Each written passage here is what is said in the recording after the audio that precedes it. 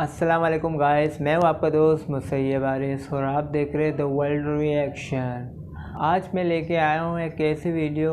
पिछली बार भी मैं लेके आया था कि दुनिया के जो टॉप 10 खुश नसीब लकी पीपल जो थे, दुनिया के जो खुश नकिस्मत लोगों में जिनको अचानक खजाना मिला या दुनिया में ऐसी चीज़ें मिली जिनसे वो रातों रात अरबपति करोड़पति हो गए।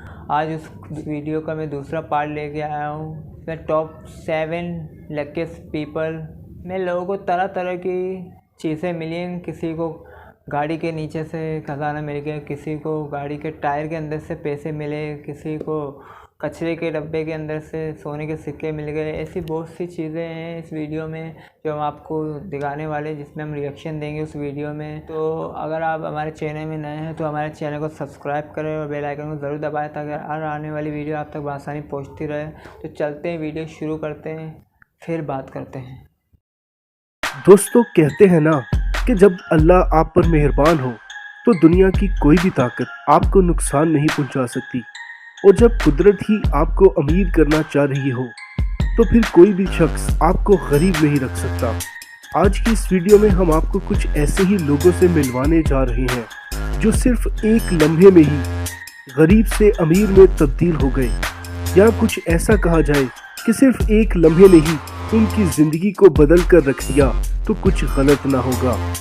लेकिन दोस्तों, वीडियो में आगे जाने से पहले अगर आपने अभी तक हमारा ये चैनल रियलिटी स्टूडियो सब्सक्राइब नहीं किया तो चैनल को सब्सक्राइब कर लें और साथ मौजूद बेल आइकॉन को लाजमी दबा दें। नंबर 1 पे मौजूद शख्स का नाम है जॉन। जॉन मुख्तलिफ घरों से खराब सामान और मलबा वगैरह उठाने का काम किया करते थे। आप उनको एक कबाड़िया समझ लीजिए। एक दफा उन्हें एक कॉल आई कि कोई अपनी पुरानी गाड़ी को बेचना चाहता है। जॉन वहां पर गए और उस गाड़ी को पाकिस्तानी 80,000 रुपए के बराबर में खरीद लिया। जॉन उस गाड़ी को वापस लेकर आए तो मालूम पड़ा कि ये गाड़ी पिछले 12 साल से बंद पड़ी, किसी ने भी इसको चलाया नहीं था। जॉन ने सोचा ये गाड़ी तो अब तकरीबन खराब हो चुकी है, क्यों ना इसके पुर्जे अलहदा करके इस्तेमाल किए जाए और मुनाफा कमाया जाए। जब वो इसके पुर्जे अलहदा कर रहे थे तो तभी उन्हें ऐसा महसूस हुआ कि एक टायर में अभी भी कुछ हवा बाकी है। उन्होंने सोचा कि 12 साल तक किसी एक टायर में हवा कैसे बच सकती है। उन्होंने टायर अलहदा किया और टायर को खोल के देखा तो उसके अंदर से उन्हें पैसों के बंडल मिले। कुल मिलाकर वो पैसे कोई 85 लाख रुपए के करीब थे। जॉन ये देखकर बहुत हैरान हुए, लेकिन जैसे ही ये बात पूरे इलाके में घूमी और गाड़ी के असल मालिक को इसके बारे में पता चला तो उसने जॉन पे केस कर दिया।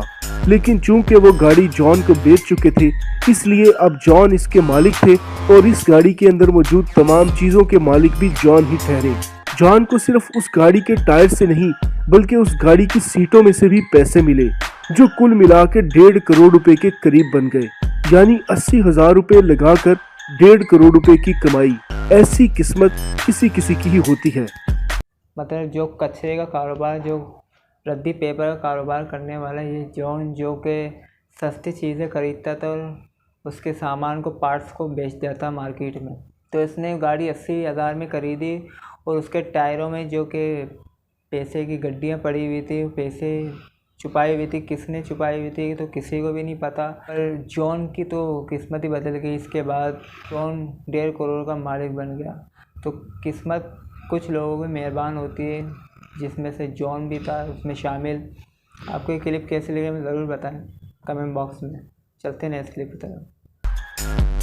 जापान का एक 63 ईयर ओल्ड मैन जापान की एक कूड़ा इकट्ठा करने वाली कंपनी में काम किया करता था। एक दफा वो ऐसे ही कूड़े को इकट्ठा कर रहा था और कूड़े में से मुख्तलिफ चीजों को अलहदा कर रहा था कि उसके हाथ में एक थैला लगा। उसने खोल कर देखा तो उसमें जापान के 42 मिलियन येन मौजूद थे, जो कि पाकिस्तानी 70 लाख रुपए के करीब बनते हैं। चूंकि जापान में ईमानदारी बहुत ज्यादा है, इसलिए उस बूढ़े ने वो सारे के सारे पैसे पुलिस को दे दिए और पुलिस ने उसके असली मालिक को ढूंढना शुरू कर दिया। क्योंकि उन पैसों के ऊपर बैंक की स्टैंप लगी हुई थी, इसलिए उन्होंने ढूंढना शुरू कर दिया कि ये कौन शख्स था जिसने पैसे अभी निकलवाए हैं और कूड़े में फेंक दिए हैं। लेकिन बड़ी मेहनत के बावजूद भी पुलिस को वो शख्स ना मिल सका।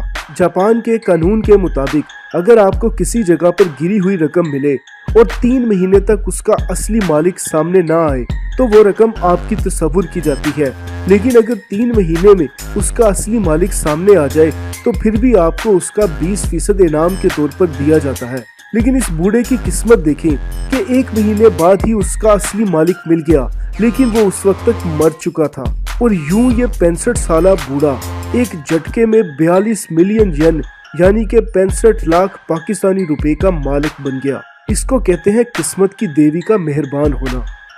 तो आपने देखा कि कूड़े के कचरे के अंदर से एक बुरे शख्स को जो पैसे मिले, जो कचरे के अंदर 42 मिलियन, बुजुर्ग आदमी को जो है ना 42 मिलियन मिले अमेरिकन, और जो पाकिस्तानी बनते हैं 65 लाख पाकिस्तानी रुपये का मालिक बन गया था ये बूढ़ा शख्स। तो आपकी किस्मत भी अगर ऐसे मेहरबान हो तो क्या बात है। चलते हैं नेक्स्ट क्लिप की तरफ। नंबर 3 पे मौजूद है निकोलस। निकोलस का केस भी बिल्कुल जापान के एक बूढ़े आदमी की तरह का ही था। निकोलस हर रोज कूड़ा उठाते और कूड़े को डंप करने की जगह पर जाकर फेंक आते। इसी तरह वो एक कंपनी के बैकयार्ड में गए और वहां से 5 थैले उठाए, अपने ट्रक में रखे और डंप करने वाली जगह पर जाकर फेंकने लगे। जैसे ही उन्होंने कूड़े को फेंका, उनमें से एक शॉपर फटा और उसमें से पैसे निकलकर उड़ना शुरू हो गए। निकोलस ने वो पैसे इकट्ठे किए और शॉपर में डाल दिए। उन्होंने बाकी के तमाम शॉपर भी देखे, उन सब में भी पैसे थे जो कुल मिला के पाकिस्तानी 90 लाख रुपए से ज्यादा बनते थे। निकोलस एक ईमानदार शख्स थे, उन्होंने वे पैसे पुलिस तक पहुंचा दिए। पुलिस उन पैसों के मालिक को ढूंढती रही, उस कंपनी तक पहुंची। कंपनी के मालिकों ने पैसा लेने से इनकार कर दिया और कह दिया कि ये पैसा हमारा नहीं, हो सकता है कि वो टैक्स की रकम बचाना चाह रहे हों। लेकिन निकोलस की किस्मत देखी कि कोई मालिक ना मिलने की वजह से पुलिस ने उसमें से आधी रकम निकोलस को दे दी, जो कि 45 लाख रुपए के करीब बनती है। लेकिन अगर देखा जाए तो निकोलस को उनकी ईमानदारी का सिला जरूर मिल गया। दोस्तों, अगर आप निकोलस की जगह होते तो क्या ये पैसा आप पुलिस को वापस करते? कमेंट में लाजमी बताइएगा। तो निकोलस जैसा ईमानदार बंदा बहुत कम पाए जाते हैं पूरी दुनिया में। जैसे कि 90 लाख 7 तेलियाँ उनको मिली कचरे के ढेर से और 90 लाख थे उनमें पाकिस्तानी, जिसमें से पुलिस को असल मालिक के बारे में उसका पता नहीं चला, इसलिए पुलिस वालों ने 35 लाख तकरीबन इनको दे दिए। तो बहुत बड़ी बात है। चलते हैं नेक्स्ट क्लिप की तरफ। दोस्तों, आगे वाली स्टोरी भी कुछ ऐसी ही है, लेकिन इस दफा मिलने वाली रकम इतनी ज्यादा थी कि आपके होश ही उड़ जाएंगे। साउथ कोरिया एयरपोर्ट पे गार्बेज इकट्ठा करने वाले एक शख्स को कचरे के दौरान सोने के 7 बार्स मिले। उस शख्स ने ईमानदारी का मुजाहरा करते हुए वो 7 बार कस्टम हकाम को दे दिए।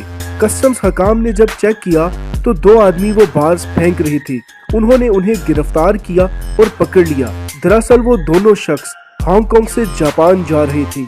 जापान में सोना खरीदने पे बहुत ज्यादा टैक्स देना पड़ता है, जबकि हांगकांग में सोना खरीदने में कोई टैक्स नहीं है। वो शख्स साउथ कोरिया के रास्ते जापान सोना स्मगल करना चाह रहे थे। ऐसा बहुत दफा देखा गया है, लेकिन कस्टम्स हकाम के डर की वजह से उन्होंने वो सोना कूड़े में फेंक दिया। खुशकिस्मती से कूड़ा उठाने वाले को ये सोना मिल गया और उसने कस्टम्स हकाम को दे दिया। कस्टम्स हकाम ने सोना स्मगल करने वाले दोनों आदमियों को गिरफ्तार कर लिया। अब चूंकि सोने की मलकियत करने वाला कोई नहीं था, इस सोने को कूड़े में ढूंढने वाला इसका असल मालिक बन गया। साउथ कोरिया का कानून भी जापान के कानून के तरह ही है। अगर आपको कोई चीज गुमी हुई मिले और उसका असली मालिक मौजूद ना हो तो आप उसके असली मालिक होते हैं। लेकिन अब आप उन सोने की बार की कीमत जानकर हैरान रह जाएंगे। वो कुल 7 किलो की सोने की बार, जिनकी कीमत पाकिस्तानी रुपए के मुताबिक तकरीबन 5 करोड़ 33 लाख रुपए बनी। इसको किस्मत की देवी का मेहरबान होना ना कहे कि सोना खरीदा किसी और ने, स्मगल कोई और करना चाह रहा था, लेकिन किसी के हाथ में लीगली तौर पर लग गया।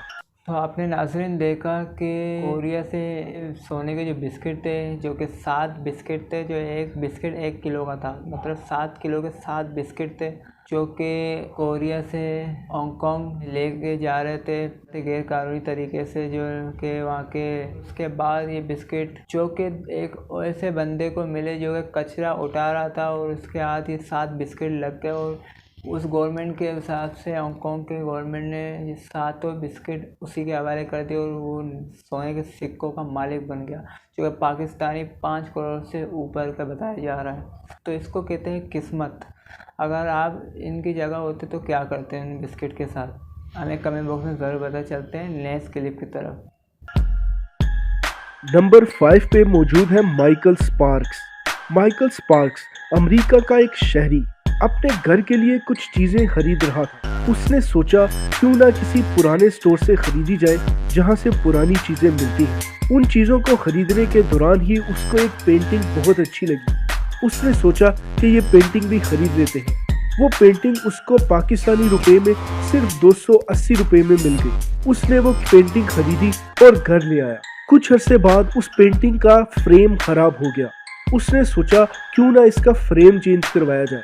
उसने फ्रेम को तब्दील करने के लिए पेंटिंग को नीचे उतारा तो उस पे पानी गिर गया, जिसकी वजह से उसका पेपर गल गया और वो पेंटिंग फट गई। उसने पेंटिंग को हटाया तो उसके नीचे से उसको एक पेपर मिला जो दरअसल आम दिखने वाला पेपर था, लेकिन उसके ऊपर लिखे हुए अल्फाज ने माइकल स्पार्क्स की छठी हिस्स को खिला कर रख दिया कि शायद ये कोई कीमती पेपर है जो इस पेंटिंग के पीछे छुपा हुआ था। जब उन्होंने ऑनलाइन रिसर्च की तो वो कागज दरअसल अमेरिका की डिक्लेरेशन ऑफ इंडिपेंडेंस थी, यानी कि अमेरिका की आज़ादी का पर्चा था, जो उस जमाने में सिर्फ 200 तैयार किए गए थे। इनमें से एक इस वक्त माइकल स्पार्क्स के हाथ लग चुका था और ये असली था। उन्होंने सोचा कि क्यों ना इसकी नीलामी की जाए। जब उन्होंने इसको नीलामी के लिए रखा तो वो ये देखकर हैरान रह गए कि ये पेपर $4,77,000 में बिक गया, जो कि पाकिस्तानी रुपयों में तकरीबन 6.5 करोड़ रुपए बन जाते हैं। यानी कि वो चीज जो उन्होंने 280 रुपए में खरीदी 6.5 करोड़ रुपए में बिकी। इसको कहते हैं किस्मत।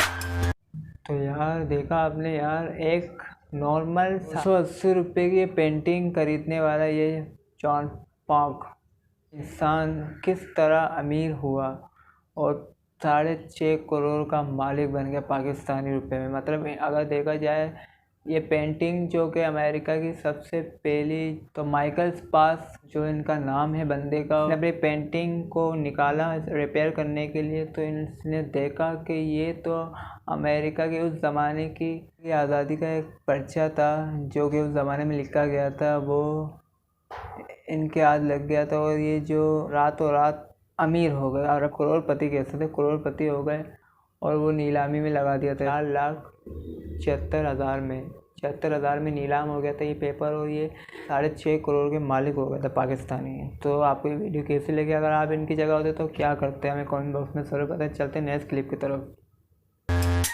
नंबर 6 पे मौजूद है जैकपॉट। अमेरिका की एक फैमिली ने एक लॉटरी टिकट खरीदा, लेकिन उन्होंने सोचा कि ये टिकट शायद कभी नहीं लगेगा, इसलिए उन्होंने उसको कचरे में फेंक दिया। और अगले दिन उन्होंने आउटिंग पे जाने का प्रोग्राम बनाया था, लेकिन किसी वजह से वो ना जा सके। फिर अचानक बैठे बैठे उस फैमिली में मौजूद उस शख्स को ख्याल आया कि क्यों ना उस लॉटरी टिकट को निकाल कर देखा जाए। जब उसने वो लॉटरी टिकट बाहर निकाला और चेक किया तो तब तक वो 15 करोड़ पाकिस्तानी रुपए जीत चुका था।